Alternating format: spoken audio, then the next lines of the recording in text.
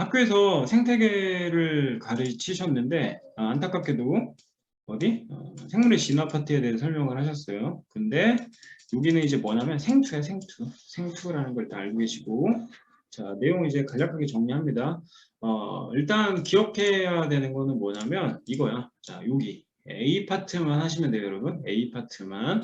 생물의 진화 증거인데 화석상 증거, 생물 지리학 증거, 비교 해부학성 증거, 그 다음에 발생 진화, 그리고 분자 진화적 증거라는 애가 있어요. 총 몇 가지? 한 5가지가 있는데 이 내용에 대해서 이제 기억을 하셔야죠. 자, 첫 번째 상황을 봅니다. 화석상 증거라는 건 뭐냐면 그냥 지층별로 화석이 발견됐대. 그럼 이제 과거의 화석에 뭐가 있을까? 생물의 특성이나 하고 진화 과정을 확인할 수 있죠. 이게 되게 중요한 거고요. 그래서 이들은 점진적으로 몸이 복잡한 구조로 뭐가 되고 있다? 진화되고 있다. 그래서 현존하는 생물하고 매우 이제 유사해진 건데 대표적인 사례로 흔히 이제 학교에서 많이 가르치시는 건 이제 이런 거죠. 대표적인 예시 첫 번째, 화석상 증거에는 고래하고 말을 확인할 수 있어요. 다시 고래하고 뭐 확인할 수 있다고? 말 확인할 수 있다고. 고래의 경우에는 앞다리에 누가 있어? 지느러미 형태가 변했어. 그래서 포인트 두고 뒷다리 태아됐다. 다시 고래는 어떻게 됐다고? 뒷다리가 태아됐다라는 거 기억하셔야 돼요. 대표적인 예시로 뭐가 있냐면 고래는 뭐인데? 포유류인데 수중생물하는 포유류가 육상생물하는 포유류로부터 뭐 했다는 거? 증거했다는 거죠. 즉 무슨 일이 벌어진 거야? 육상생활했던 고래는 이후로 어디로 갔다고? 바다가 좋아해서 수중으로 가서 몸의 형태가 달라졌다라는 걸 기억하셔야겠죠. 다시 화석상 증거의 대표적인 예시 2가지 이야기하고 있는 거야. 하나는 고래, 하나는 말에 대해서 이야기하는 거야. 근데 고래는 뒷다리가 태어됐다. 뒷다리가 태어되다가 그래서 육상 생활하던 고래가 어떻게 됐어? 이제 바다에서 살게 됐다라는 거 기억하셔야 되고 말의 화석의 경우에는 자 몸집이 점점 뭐해? 커지고 이게 중요하죠. 이제 발가락 수가 줄어들었어. 자 다시 고래에는 몸의 형태가 달라졌는데 수중 생활에 뒷다리가 태하. 얘는 발가락 개수가 뭐했어? 줄어들었다라는 걸 기억하시면 됩니다. 해서 대표적인 예시로 되게 많이 나오는 애가 이제 이런 애 나오죠. 얘네 각각 이름을 이야기하셨나 모르겠네. 그런데 선생님은 흔히 여기서 알라고 이야기하는 거 이제 달라에나부터 알라고 이야기하는 거죠. 즉 원래는 뭐 했는데 육상 생활을 했는데 이후에 뭐 하게 됐어? 수생하게 된다라는 거 기억하셔야 되고 두 번째 말의 화석 점진적으로 사이즈가 뭐 해지고 있어? 이렇게 커지고 있지. 커지면서 발가락이 원래는 5천만 년 전에는 많았다고. 그런데 점진적으로 퇴화돼서 발가락이 몇 개가 됐어? 4개에서 1개로 줄었다라는 거. 얘를 우리는 뭐라고 이야기한다? 이렇게 이야기하죠. 이거 화석상 증거라고 이야기합니다. 자, 두 번째 케이스. 중간 단계 생물의 증거야. 나 이거 되게 중요하다 생각합니다. 개인적인 생각인데 얘 되게 중요하다 생각합니다. 자, 중간 단계. 대표적인 얘. 파충류하고 조류의 중간 단계래. 이제 뭐 치킨 먹다 보면 이런 뼈 아니? 얘를 이제 흉골이라고 얘기하거든. 얘가 이제 또 하나 파충류와 조류의 중간 단계의 이제 대표적인 예시 혹은 얘를 가지고 이제 조류니 아니니를 이제 따지기도 한다라는 거 기억하셔야죠. 해서 시조새의 화석이 존재하는데 대표적인 예시 이 시조새는 파충류와 누구? 조류의 중간 단계이다. 그래서 각각의 특징을 다 가지고 있어요. 파충류의 경우에는 요따의 특징이 있죠. 발톱, 이빨, 뼈. 그러니까 날카로운 거 생각하면 돼, 파충류. 그런데 반면에 이제 조류의 경우에는 뭐 날개하고 깃털이 존재했다. 즉 파충류로부터 뭐 해서 조류는 진화했다라는 중간 단계 화석의 증거를 확인할 수 있다. 두 번째, 소철구사리. 이거는 어디에 많이 나와 있냐면 소철하면 그거 생각하면 돼. 왜 이렇게 무덤 가봤니? 무덤 가보면 이렇게 돌아가신 분들 무덤 없잖아. 여기다가 이제 나무 이렇게 심는단 말이야. 조그마한 소나무 같은 거 심지. 걔를 이제 소철이라고 얘기하는 거야. 그런데 그 친구하고 고사리의 짬뽕 상태, 소철고사리 기억하시면 됩니다. 치카치카하고 누구? 종자식물의 중간 단계라는 거죠. 그래서 대표적인 예시, 외형은 누구를 닮았어? 느낌? 고사리 느낌이죠. 고사리인데 얘는 뭘 가지고 있어? 끝에 씨가 적혀 있는 거야. 그래서 종자식물이라는 거 기억하셔야죠. 즉 양치식물과 종자식물의 중간 단계라는 거 기억하시면 됩니다. 돌아가서 지금 외웁시다. 첫 번째, 화석상 증거에는 누가 있다? 1번 고래, 두 번째 말. 고래는 뭐? 뒷다리 태아, 수생. 말은 어떻게 됐다고? 발가락 수가 점진적으로 줄어든다. 그리고 어금니가 커지고 주름이 많아졌다라는 거. 풀 뜯어 먹어야 되니까. 두 번째 두 번째, 시조새 하면 뭐 떠올라야 된다고? 파충류하고 조류의 중간 단계라는 거 기억하셔야죠. 소철고사리는 누구? 껍데기, 그러니까 외형은 양치식물을 닮았는데 그 끝털이에 뭐가 존재한다? 종자가 존재한다. 그래서 양치식물과 종자식물의 중간 단계라는 거 외우셔야 됩니다. 이거 미안해, 외워야 되는 거야. 두 번째, 생물지리학적 증거라는 건데, 자 이거 보시면 뭐가 보이니? 자, 사막이나 하천, 산맥이나 하천, 사막 등의 지리적 차이에 의해서, 다시 뭐에 의해서? 지리적 차이가 있다는 거죠. 생물 지리학 증거는 이 지리 포인트, 지리적 차이가 존재한다. 그래서 환경이 크게 다르지만 지리적으로 가까운 애들하고는 당연히 유사성이 있죠. 그치? 유연 관계가 가깝다. 뭐라고?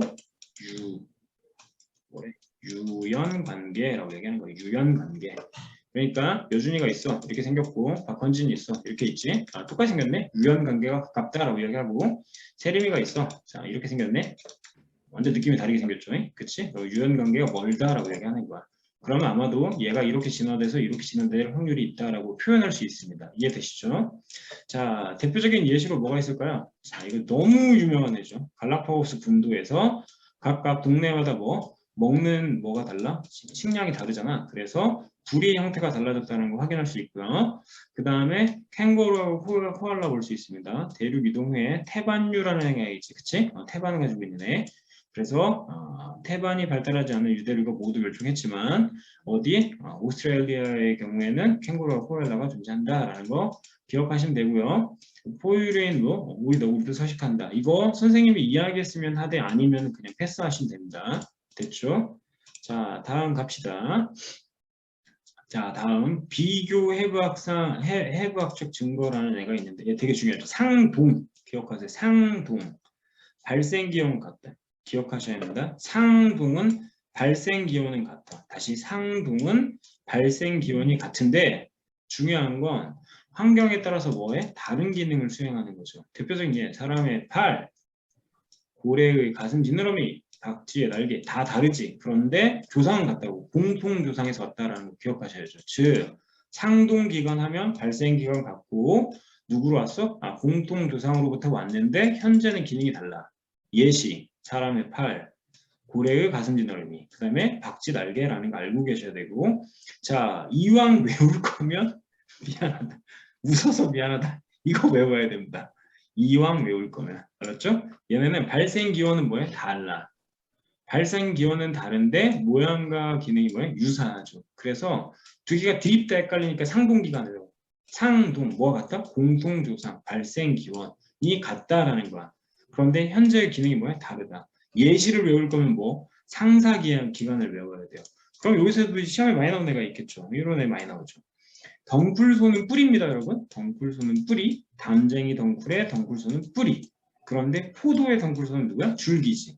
어떻게? 생김새는 비슷하지. 그치? 근데 아예 발생 기원 자체가 상대적으로 다르다라는 거 아셔야 되고요. 장미의 가시는 누가 된다? 줄기가 됩니다. 장미 가시는 줄기입니다. 장미 가시는 줄기, 장미 가시는 줄기, 장미 가시는 줄기, 장미 가시는 줄기.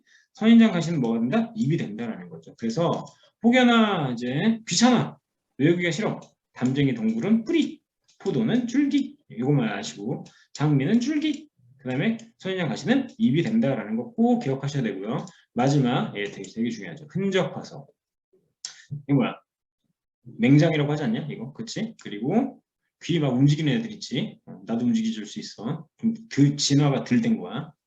선생님이 진화가 덜 됐다고 얘기하지 말고. 그렇죠? 그리고 꼬리뼈 이런 애들은 기능이 퇴화돼서 이제 흔적만 남아있다. 그래서 비교 해부학적 증거에는 상동기관, 상사기관, 흔적기관이 존재하는데 상동기관은 발생기관 같고 공통조상이라는 거 아셔야 되고요. 포인트 상사기관의 대표적인 예시 담쟁이 덩굴은 뿌리, 포도는 줄기, 그 다음에 장미 가시 뭐라고? 줄기. 기억해야 돼. 줄기라는 거예요. 줄기. 12시 20분입니다. 12시 30분부터 점심 식사 시간이오니 본인 상의 시간에 맞춰 식당으로 내려가시기 바랍니다. 네, 식사하러 가세요. 학교 난리군요. 자, 그래서 돌아가셔서 다시 이야기하자면 뭐였어? 생물지리적 증거가 존재한다. 그래서 갈라파고스 군도의 핀치 부리는 서로 다르다. 라는 게 교과서 내용인 거고, 두 번째, 비교 해부학적 증거라는 애가 있는데 상동기간, 상사기간, 흔적기간이 존재한다. 그런데 상동기간의 경우에는 뭐라고? 아유, 네 번째 이야기하겠어. 발생기형, 공통조상. 상사기간은 뭐? 담쟁이 덩쿨은 뿌리. 두 번째, 가시는 줄기. 어디? 장미가시 줄기라는 거 기억하셔야 됩니다. 됐죠? 자, 다음 내려가서 진화 발생학적 증거. 자, 얘는 그닥 시험에 많이 나오진 않습니다. 모르죠? 우리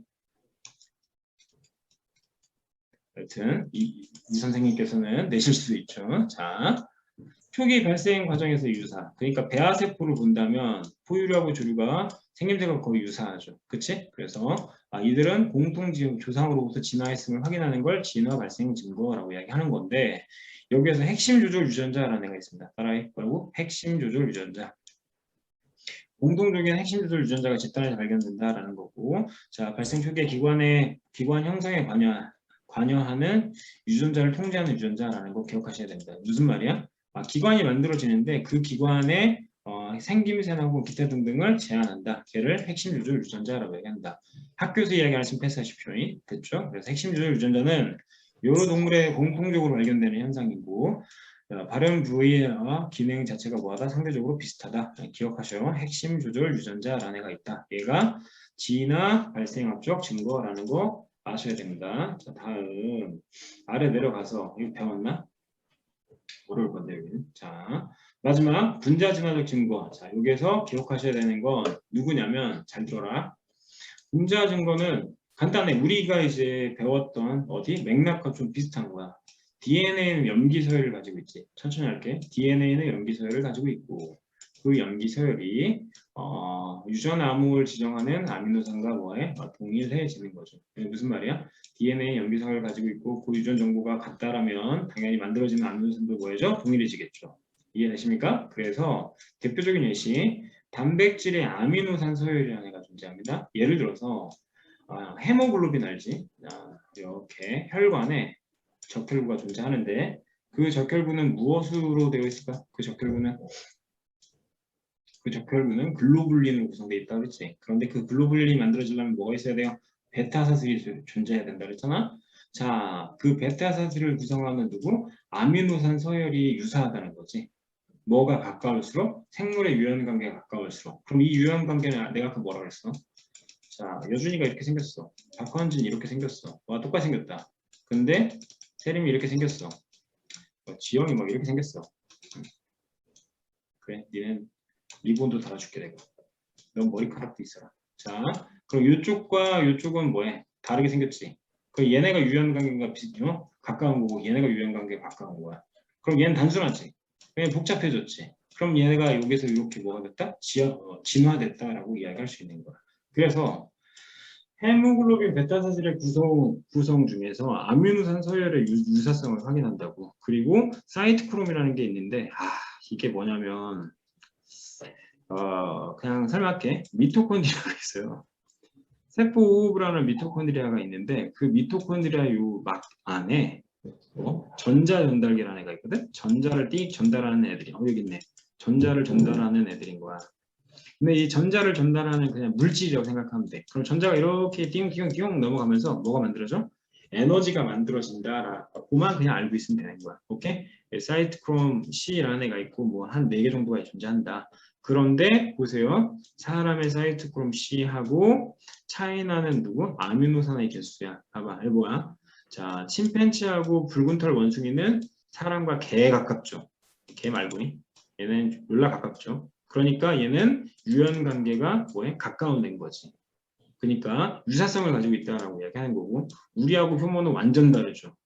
되셨습니까? 두 가지의 사례를 기억하셔야 돼요. 1바 뭐라고? 아미노산 서열의 유사성. 오케이? 그런데 대표적인 예 누구? 헤모글로빈 혹은 사이트크롬 C에 관련돼 있는. 그러니까 각각 서로 뭐한 애들? 비슷한 애들. 걔네들이 뭐가 같다? 유연관계가 가깝다. 자, 핀첸치는 사람과 침팬지는 사람과 동일해. 그런데 거북이는 사람과 31개 차이가 난대. 자, 거북이보다 침팬지가 사람과 유사한 뭘 가지고 있어? 단백질을 가지고 있을 확률이 높아지는 거죠.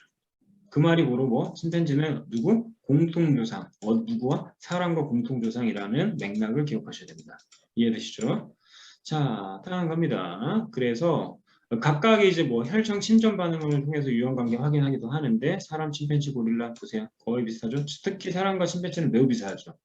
그 말은 얘네의 침전율이 뭐해? 비슷해지면 질수록 아래로 들어가면은 서로 다른 행보고 가까워지면 누가 가깝다고 얘기해서 계속 유연관계가 가깝다. 유연관계가 가깝다라는 건 결국은 공통조상에서 진화될 확률이 매우 높다라는 용어를 알고 계셔야 됩니다. 오케이. 끝났죠? 다시 돌아가서 다시 정리하면 총 뭐 생물의 진화 증거가 이렇게 있는데 1번 화석상 증거에는 고래 뭐라고 얘기했지? 뒷다리가 태화됐어요. 뒷다리 태화됐다라는 거. 그리고 수중 생활한다. 말의 경우에는 발가락 수줄었고 그다음에 어금니 사이즈 커졌다. 초식하기 위해서. 두 번째 화석상의 증거를 이야기하는 겁니다. 두 번째 중간 단계. 나 이거 중요하다고 얘기했지? 대표적인 예시 소철고사리하고 시조새 있는데 시조새는 파충류와 포유류의 중간 단계, 소철고사리는 양치하고 두고 종자식물의 중간 단계라는 거 기억하셔야 됩니다. 자, 그 다음 2번 생물지리의 증거의 경우에는 갈라파고스 군도 아셔야 되는 거고요. 자, 3번 중요하죠. 3번 비교해부학적 증거라는 애가 있는데 얘는 공통조상으로부터 진화가 됐는지 확인하는 것, 즉 유연관계 확인할 수 있다고 이야기했지. 상동기간은 뭐가 같아? 발생기온 같고 공통조상으로부터 왔다. 그래서 이들은 각각의 누가 다르지만 생김새는 분명히 다르지만 어디? 공통조상으로부터 얘네가 진화되어 왔구나라는 걸 확인할 수 있고요.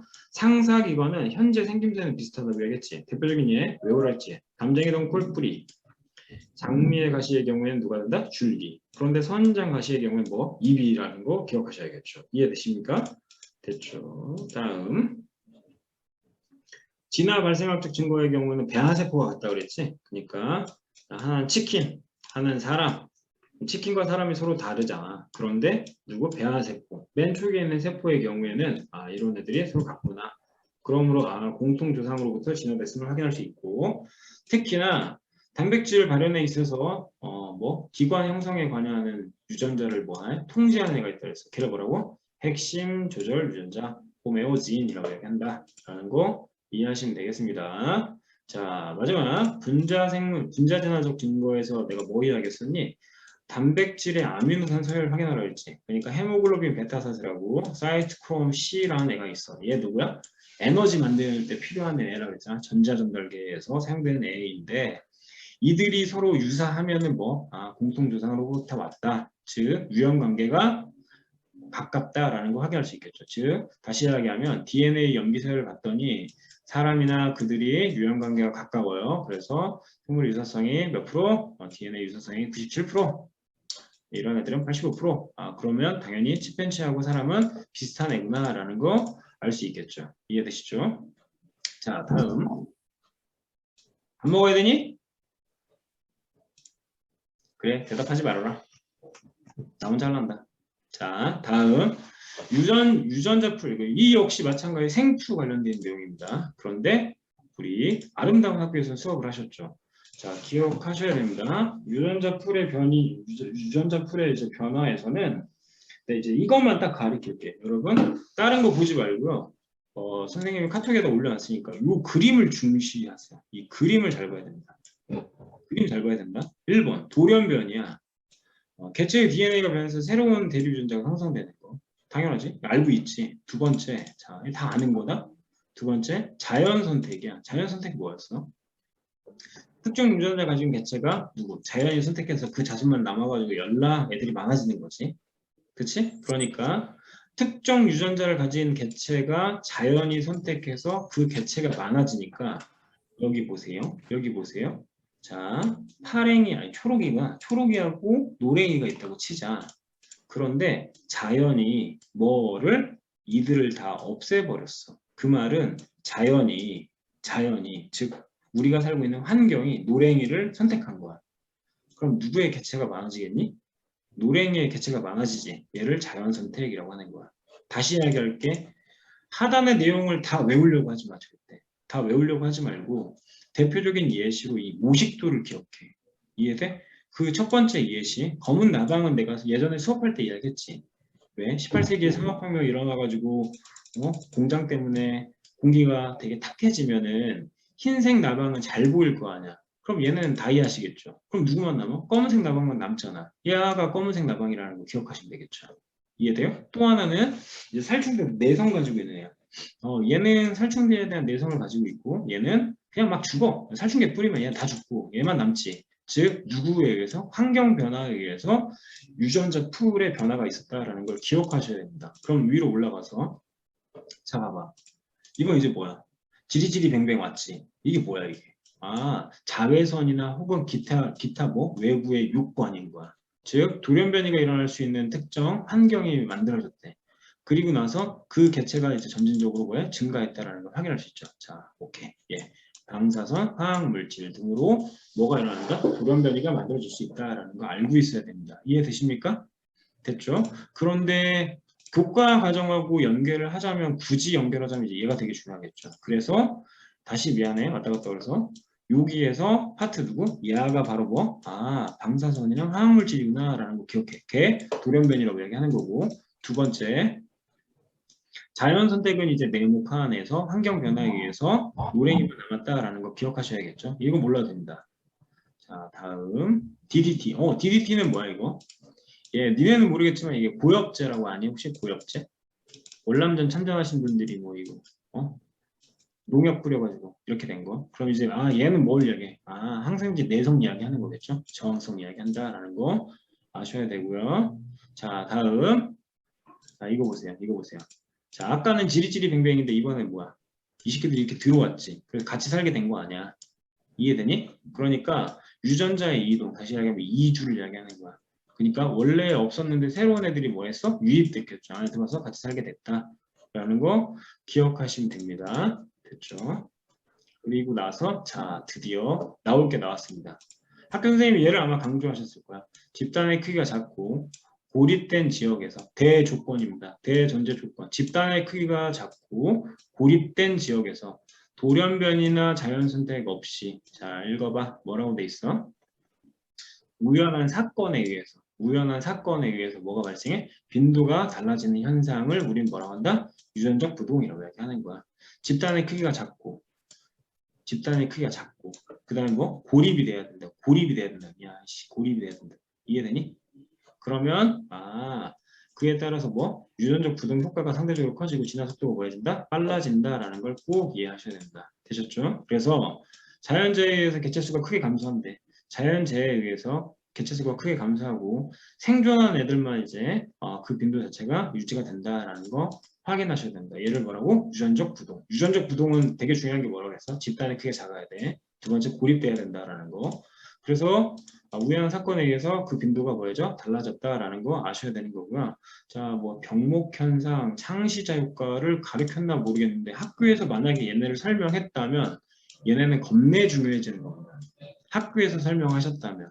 그런데 만약에 학교에서 지금 이 친구가 필기한 대로라면 뭐 이 정도만 조금 이해를 해도 되지 않을까라는 생각? 자, 다시 갑니다. 유전적 부동에서 첫 번째 병목 효과라는 건 홍수, 산불 등의 자연재해에 의해서 집단의 크기가 뭐해서 급격히 줄었대. 즉 자연재해에서 집단의 크기가 줄었지 일단은. 그런데 여기서 특정 대립 유전자가 뭐했어? 사라졌어. 특정 대립 유전자가 사라졌어. 그리고 살아남은 소수 개체 집단이 뭐해? 이전의 집단과 유전적 빈도 자체가 뭐였죠? 달라지는 걸 병목 현상이라고 얘기하는 거야. 원래 개체가 살고 있었는데 자연재해라고 생각하는 거지. 그치? 그래서 집단의 크기가 이제 달라졌다는 거야. 그럼 개 중에서 노랭이하고 지금 봤더니만 노랭이하고 주황이만 이렇게 남은 거잖아. 원래 초록이도 있고 얘기했잖아. 얘네들만 이제 빈도수가 커졌어. 걔를 우린 뭐라고? 병목 효과라고 얘기한다. 왜 병목이야? 보틀렉이잖아. 보틀렉. 병목 효과라는 걸 알고 계셔야 되고 창시자는 소수의 개체들이 성과 같이 또다시 뭐야? 고립됐지. 다시 위로 올라가서 다시 한번 확인합니다.